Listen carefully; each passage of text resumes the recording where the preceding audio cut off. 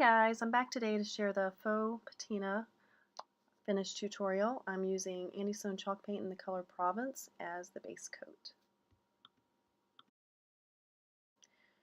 You want to start the process with a slightly wet paintbrush, kind of dab it on a paper towel and then dab it into your paint. You just want to touch the bristles into the paint like that and then kind of wipe a little bit away and then maybe wipe some away on the paper towel.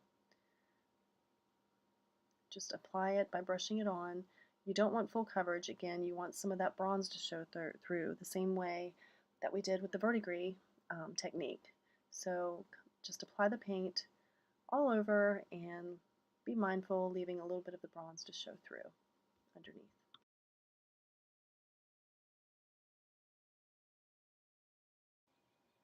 So just keep doing that until you've got enough color. This is kind of a personal preference again. You can add more color if you want more color, or you can add less color. So if you want more bronze showing through, then don't put as much of the paint onto the project. Do a little bit less.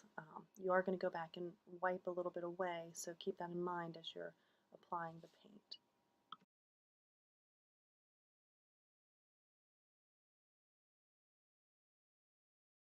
I do want to mention that this is very similar to the other tutorial that I shared recently for the verdigris. Instead, it's using paint as the base product. I think it gives a softer look than the other one. The other one's a little bit darker green, and this is kind of a soft blue, so it just kind of depends on what you're after, which way you go. Now you're going to take an old rag or an old t-shirt and you're going to wipe away a little bit of that paint. You can do it right after you've painted while it's still wet, and that makes it easier to remove, although it may make it easier to remove too much. So if you wanted to let it dry, you could do that and then take a very slightly damp old t-shirt and wipe, kind of rub away a little bit of the paint, and that might give you a bit more control. So you can do it either way.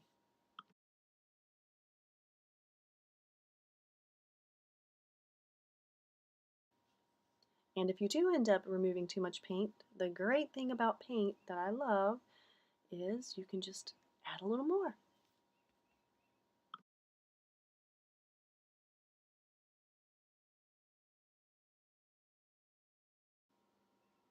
Now once your paint is dry, we're going to add the finishing touch, which is the German Silver Baroque Art Gilder's Paste.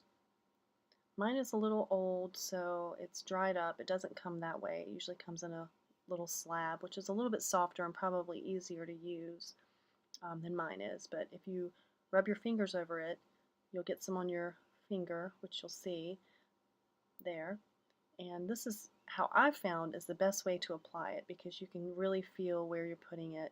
It doesn't really do as well with a brush. I guess you could do the similar thing that I did with the verdigris and add a little bit of mineral spirits and then use a brush and go over those high points. You could do that. For this effect, it's a little different look, and I kind of like that rubbed on look. So I would suggest using your finger like you see I'm doing here.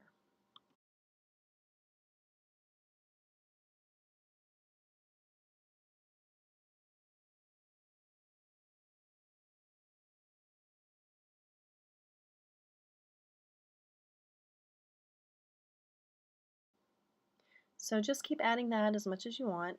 Again, it's a personal preference. If you want more gold, then add more gold. If you want more of the blue to show through, then don't put as much of the gold on.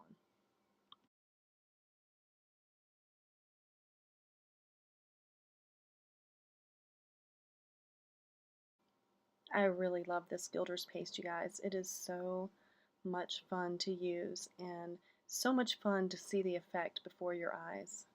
And I think it has a little bit of magic in it. It just works so wonderfully for this type of project.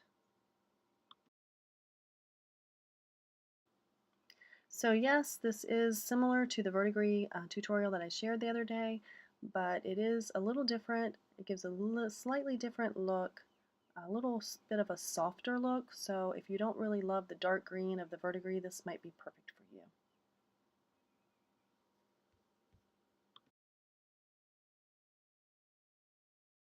And there you go, all finished. You can seal it, you can buff it, Honestly, I don't feel the need to seal this either. I think the wax does a good job of doing that. You can buff it and kind of give it a sheen, or you can leave it looking just like this.